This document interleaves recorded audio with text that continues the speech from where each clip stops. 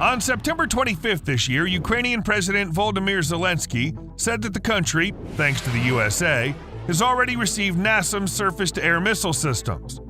Earlier, the Pentagon announced that Ukraine would receive the first 2 batteries of NASAMS surface-to-air missile systems within the next 2 months.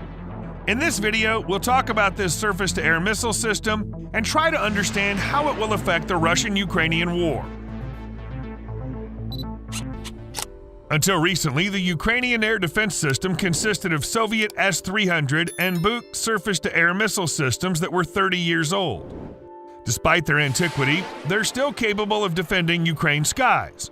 At least Russian ground-to-air missiles cannot fly freely over the country, and more than 250 of them have already been destroyed.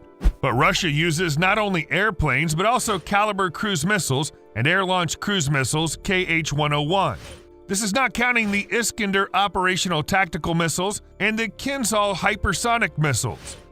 In this case, it's the antiquity of the Ukrainian air defense. For example, to destroy the Caliber with a probability of 50%, it's necessary to use 3 to 4 anti-aircraft missiles. In addition, these anti-aircraft missiles are running out, and there's simply no place to buy new ones. So the need for modern anti-aircraft missile systems in Ukraine is enormous. And here's the first swallow: the complex's NASAMS. It's a weapon of a principally different level. These systems were created by Europeans for themselves and their network-centric warfare concept. NASAMS stands for the Norwegian Advanced Surface-to-Air Missile System. It was created by the Norwegian defense company Kongsberg Defense and Aerospace and the American giant Raytheon. As already noted, the Europeans made the system with their specifics in mind. Unlike the Soviet air defense concept, which relied on surface-to-air missile systems, the Western approach prioritizes a powerful fighter aircraft. With this in mind, Norwegian and U.S. designers created a ground platform that allows the ground-based firing of missiles that are also used by aircraft. The complex itself is quite young. The development of the first generation of NASAMS began in the early 1990s after Western specialists had come to understand the essence of network-centric warfare. This understanding is reflected in the architecture of the complex. The launchers and radar are separated from their control points. This allows NASAMS operators to engage air targets without fear of retaliation. Even if the enemy spots where the missile was launched from or successfully uses anti-radar munitions, in the worst case, only part of the iron will be destroyed. The specialists controlling the system will remain unharmed and, depending on the situation, leave the dangerous area or activate backup radars and launchers and continue the fight. It is this design that's given the complex definition of a distributed system and has tremendous combat survivability. The survivability of the system is increased by the fact that all modules are mounted on cross-country vehicles, which allows them to quickly change positions, and information exchange inside the combat control system is carried out both via radio channel and field cable.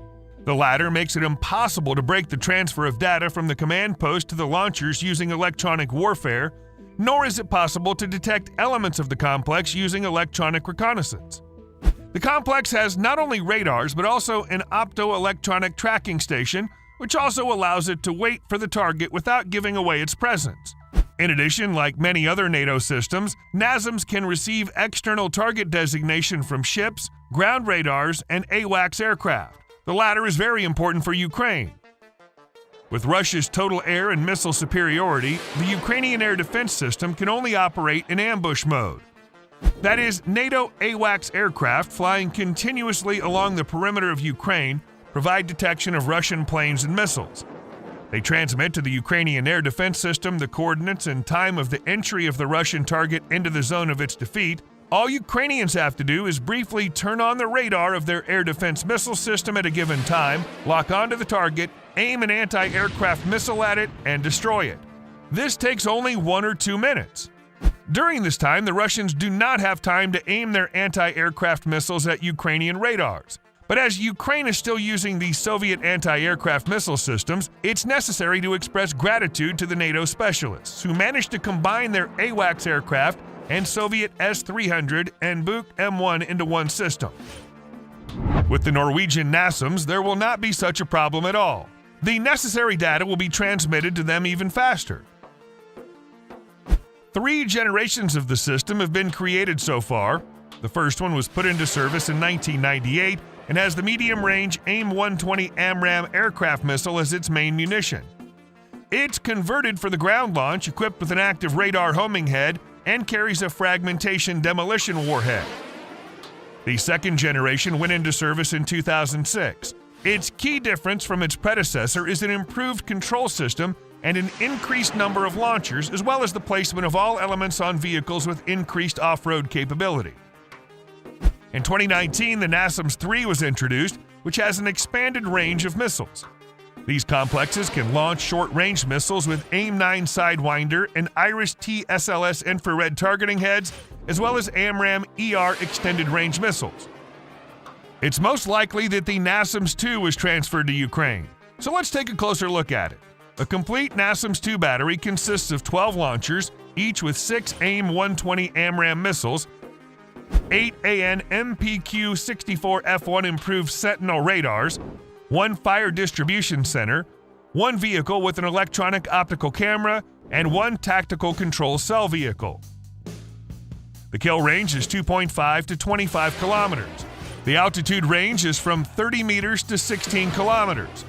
The probability of hitting the target with a single missile is 0.85. The maximum target velocity is 1,000 meters per second. So NASAMS can't destroy Iskanders and daggers, but any aircraft and calibers are legitimate targets for them. Now let's talk about the impact of this surface-to-air missile system on the course of the Russian-Ukrainian conflict.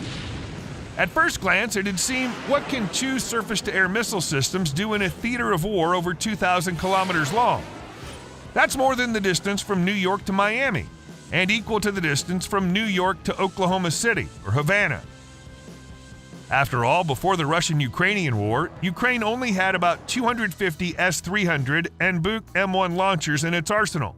We can safely say that at least 70% of them are destroyed. So how can 2 complexes, 24 NASAMS launchers, help? Firstly, 24 missile launchers equals 144 missiles. The probability of hitting 1 missile is 0.85. Even if not all of the 24 launchers will have time to shoot back, some of them will be destroyed by the Russians for sure.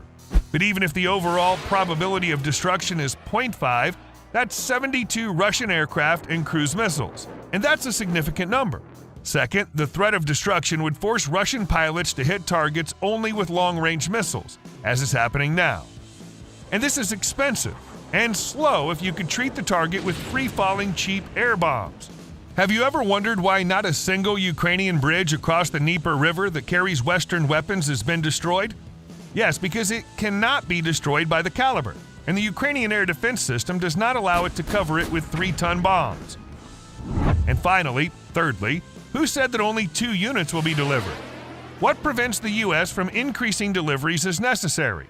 That said, the total volume of deliveries is very large. After all, NASAMS is in service in 15 countries. The technology of its production is mature, and the total number of AIM-120 missiles produced exceeds 14,000 units. That's enough to destroy all military aviation of Russia. And in conclusion, let's answer the last question that our viewers may have. Why doesn't the U.S. immediately supply Ukraine with a number of weapons it needs to win for Russia? In the same case, there would be fewer casualties and destruction. There are 2 reasons. The first is that it's impossible to quickly train a large number of Ukrainian soldiers to fight with Western weapons, and most importantly, the U.S. and its Western allies are forced to supply weapons very carefully, metered, in order not to provoke the Russian bear into a sharp escalation, up to and including the use of nuclear weapons. This can be called a slow heat frog strategy, gradually supply arms so as to not provoke the uncontrollable rage of the Russian bear, but in the end, to saturate Ukraine with modern weapons and win this war.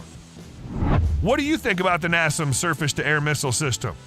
Can it significantly affect the nature of hostilities in Ukraine? And what do you think of the frog's slow heat strategy? Or maybe we shouldn't be so afraid of Russia and start helping Ukraine more decisively.